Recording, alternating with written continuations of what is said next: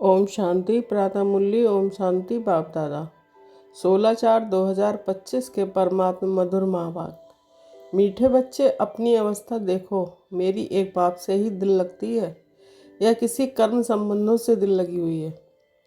प्रश्न है, अपना कल्याण करने के लिए किन दो बातों का पोता मेल रोज देखना चाहिए? उत्तर, योग और चलन का पोता मूल रोज देखो। चेक करो कोई डिससर्विस तो नहीं की है। सदैव अपनी दिल से पूछो कि हम कितना बाप को याद करते हैं, अपना समय किस प्रकार सफल करते हैं, दूसरों को तो नहीं देखते हैं, किसी के नाम रूप से दिल तो नहीं लगी हुई है। गीत बजा है, मुखड़ा देख ले प्राणी ... ओम शांति। ये किसने कहा? बेहद के बाप ने कहा, हे आत्माएं। प्राणी माना आत्मा। कहते हैं ना, आत्मा निकल गई यानी प्राण निकल गए। अब बाप सम्मुख बैठ समझाते हैं कि हे आत्मा, याद करो, सिर्फ इस जन्म को नहीं देखना है, परंतु जब से तुम तमो प्रधान बने हो तो सीढ़ी नीचे उतरते पतित बने हो तो जरूर पाप किए होंगे। अब समझ की बात है, जितना जन्म जन्मांतर का पाप सिर पर रहा हुआ है, ये कैसे पता पड़े? अपनों को देखना है कि हमारा योग कितना लगता है। बाप के साथ जितना योग अच्छा लगेगा उतना विक्रम विनाश होंगे। बाबा ने कहा कि मेरे को याद करो तो गारंटी है कि तुम्हारे विक्रम विनाश होंगे। अपनी दिल अंदर हर एक देखे हमारा बाप के साथ कितना योग रहता है।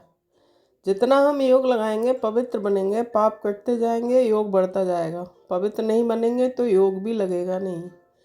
ऐसे भी कई हैं जो सारे दिन में 15 मिनट भी याद नहीं रहते हैं। अपने से पूछना चाहिए कि मेरे दिल से बाबा से है या देदारी से है, कर्म संबंधियों आदि से है। माया तूफान में तो बच्चों को ही लाएगी ना। खुद भी समझ सकते हैं कि मेरी अवस्था कैसी है। सिर्फ बाबा से दिल लगती है या कोई देदारी से है, कर्म संबंधियों आदि से है, तो समझना चाहिए कि हमारे विक्रम बहुत हैं जो माया खड्डे में डाल देती है। स्टूडेंट अंदर में समझ सकते हैं कि हमारे पास होंगे या नहीं, अच्छी रीति पढ़ते हैं या नहीं, नंबरवार तो होते हैं ना। आत्मा को अपना कल्याण करना है।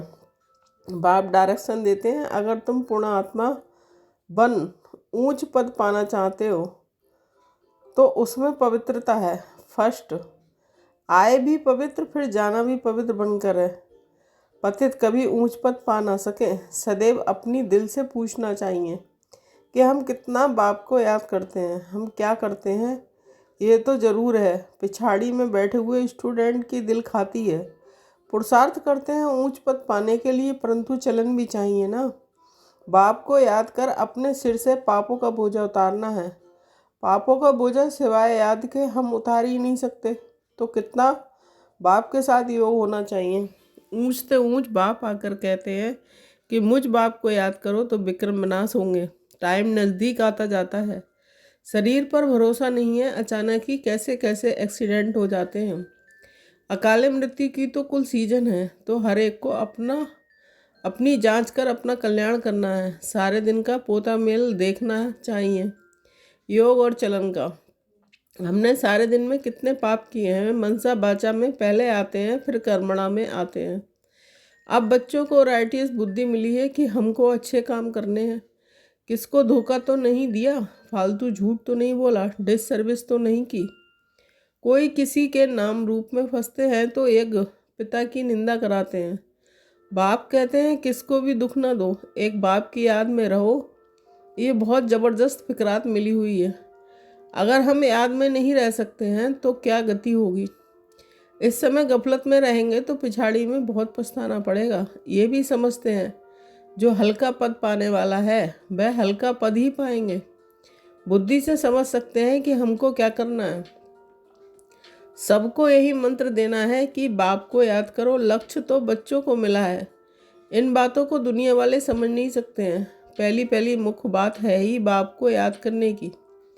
रचयिता और रचना की नॉलेज तो मिल गई, रोज रोज कोई ना कोई नई पॉइंट्स भी समझाने के लिए दी जाती है। जैसे विराट रूप का चित्र है, इस पर भी तुम समझा सकते हो कैसे वर्णों में आते हैं। ये भी सीढ़ी के बाजू में रखने का चित्र है। सारा दिन बुद्धि में यही चिंतन रहे कि कैसे किसको समझाऊं। सर्विस करने से भी बाप की याद रहेगी। बाप की याद से ही विक्रम विनाश होंगे। अपना भी कल्याण करना है। बाप ने समझाया है कि तुम्हारे पर 63 जन्मों के पाप हैं। पाप करते करते सत्व प्रधान से तमो प्रधान बन पड़े हैं। अब मेरा बनकर फिर कोई पाप कर्म नहीं करो। झूठ, शैतानी, घर फिटाना, सुनी सुनाई बातों पर विश्वास करना, ये धूतीपना बड़ा नुकसानकारक है। बाप से योग ही तोड़ा देता है तो कितना पाप हो गया। गवर्नमेंट के भी धूते होते हैं। गवर्नमेंट की बात किसी दुश्मन को सुनाए बड़ा नुकसान करते हैं तो फिर उनको बड़ी कड़ी सज़ा मिलती है। तो बच्चों के मुख से सदैव ज्ञान रतन निकलने चाहिए। उल्टा सुल्टा समाचार भी एक दो से पूछना नहीं चाहिए। ज्ञान की बातें ही करनी चाहिए। तुम कैसे बाप से योग लगाते हो, कैसे किसको समझाते हो, सारा दिन यही ख्याल रहे। चित्रों के आगे जाकर बैठ जाना चाहिए। तुम्हारी बुद्धि में तो नॉलेज है ना। भक्ति मार्ग में तो अनेक प्रकार के चित्रों को पूछते रहते हैं, जानते कुछ भी नहीं है। ब्लाइंड फेथ, आइडियल वर्शिप, मूर्ति पूजा, इन बातों में भारत मशहूर है। अभी तुम ये बातें समझाने में कितनी मेहनत करते हो। प्रदर्शनी में कितने मनुष्य आते हैं, भिन्न भिन्न प्रकार के होते हैं। कोई तो समझते हैं कि ये देखने समझने योग्य है, देख लेंगे, फिर सेंटर पर कभी नहीं जाते। दिन प्रतिदिन दुनिया की हालत भी खराब होती जाती है। बहुत झगड़े बहुत हैं। विलायत में क्या क्या हो रहा है।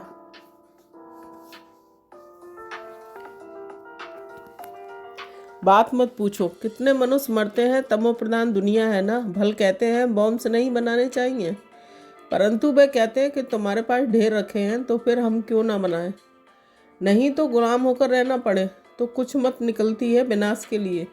विनाश तो होना ही है। कहते हैं शंकर प्रेरक है, परंतु इसमें प्रेरणा आदि की तो कोई बात ही नहीं है। हम तो ड्रामा पर खड़े हैं। माया बड़ी तेज है, हमारे बच्चों को भी विकारों में गिरा देती है। कितना समझाया जाता है कि देह के साथ तो प्रीत मत रखो, नाम रूप में मत फंसो, परंतु माया भी तमो प्रधान ऐसी है कि देह में फंसा देती है, एकदम नाक से पकड़ लेती है। पता नहीं पड़ता है बाप कितना समझाते हैं। श्रीमत पर चलो परंतु चलते नहीं हो। रावण की मत झट बुद्धि में आ जाती है। रावण जेल से छोड़ता नहीं है। बाप कहते हैं अपने को आत्मा समझो, बाप को याद करो। बस अब तो हम गए। आधा कल्प के रोग से हम छूटते हैं। वहाँ तो है ही निरोगी काया, यहाँ तो कितने रोगी हैं। ये रौरव नरक है ना। भल बोलो गरुड़ पुराण पढ़ते हैं, परंतु पढ़ने अथवा सुनने वालों को समझ भी नहीं है। बाबा खुद कहते हैं आगे भक्ति का कितना नशा था। भक्ति से भगवान मिलेगा ये सुनकर खुश हो। भक्ति करते रहते थे, पतित बनते हैं।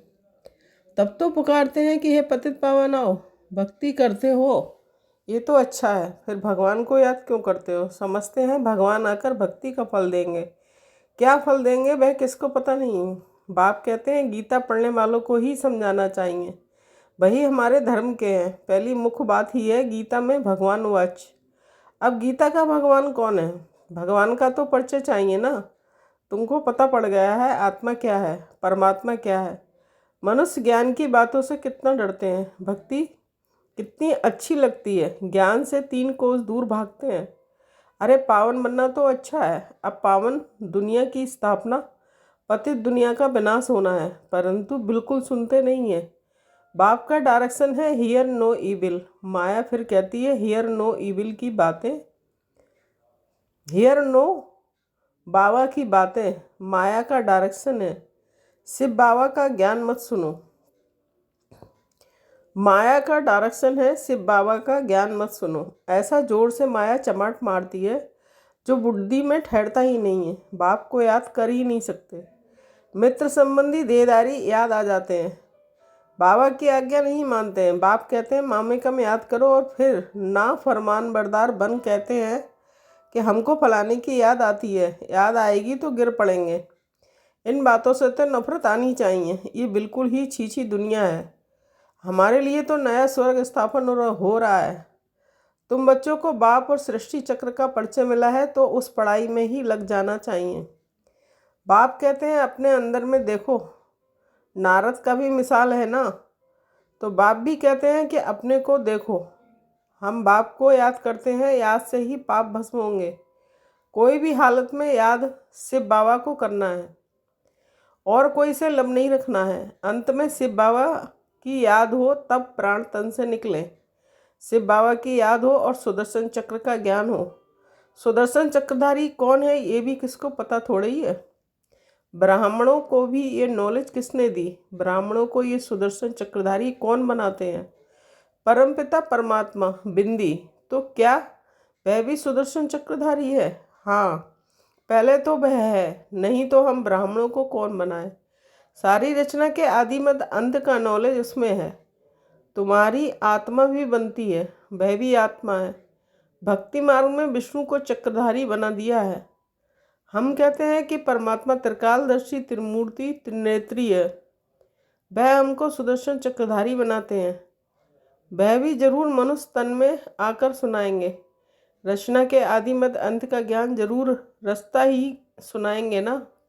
रास्ता का ही किसको पता नहीं है तो रचना का ज्ञान कहाँ से मिले? अभी तुम समझते हो शिव बाबा ही सुदर्शन चक्रधारी है, ज्ञान का सागर है। वह जानते हैं कि हम कैसे इस 84 के चक्र में आते हैं। खुद तो पुनर्जन्म लेते नहीं हैं, उनको नॉलेज है तो हमको सुनाते हैं। तो पहले पहले तो शिव बाबा सुदर्शन चक्रधारी ठहरा। शिव बाबा ही हमको सुदर्शन चक्रधारी बनाते हैं, पावन बनाते हैं, क्योंकि पतित पावन वह है, रास्ता भी वह है। बाप बच्चे के जीवन को जानते हैं ना। शिव बाबा ब्रह्मा द्वारा स्थापना कराते हैं। करण करावनहार है ना। तुम भी सीखो, सिखलाओ। बाप पढ़ाते हैं, फिर कहते हैं औरों को भी पढ़ाओ। तो शिव बाबा ही तुमको सुदर्शन चक्रधारी बनाते हैं। कहते हैं मुझे सृष्टि चक्र का नॉलेज है तब तो सुनाता हूँ। तो 84 जन्म लेते कैसे हैं? ये 84 जन्मों की कहानी बुद्धि में रहनी चाहिए। ये बुद्धि में रहे तो भी चक्रवर्ती राजा बन सकते हैं। यह है ज्ञान। बाकी योग से ही पाप कटते हैं। सारे दिन का पोता मेल निकालो। याद ही नहीं करेंगे तो पोता मूल भी कैसे निकालेंगे? सारे दिन में क्या क्या किया ये तो याद रहता है ना। ऐसे भी मनुष्य है कि अपना पोता मेल निकालते हैं। कितने शास्त्र पढ़े, कितना पुण्य किया। तुम तो कहेंगे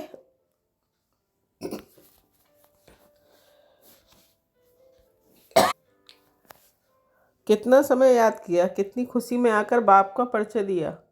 बाप द्वारा जो पॉइंट्स मिली हैं उनका घड़ी घड़ी मंथन करो। जो ज्ञान मिला है उसे बुद्धि में याद रखो। रोज रोज मुरली पढ़ो, वह भी बहुत अच्छा है। मुरली में जो पॉइंट्स हैं उनको घड़ी घड़ी मंथन करना चाहिए। यहाँ रहने वालों में भी बाहर विलायत में रहने वाले जास्ती याद में रहते हैं। कितनी बानेलियाँ हैं, बाबा को कभी देखा भी नहीं है। याद कितना करती हैं, नशा चढ़ा रहता है। घर बैठे साक्षात्कार होता है या अनायास सुनते सुनते निश्चय हो जाता है। तो बाप कहते हैं अंदर में अपनी जांच करते रहो कि हम कितना ऊंच पद पाएंगे, हमारी चलन कैसी है। कोई खान पान की लालच तो नहीं है, कोई आदत नहीं रहनी चाहिए।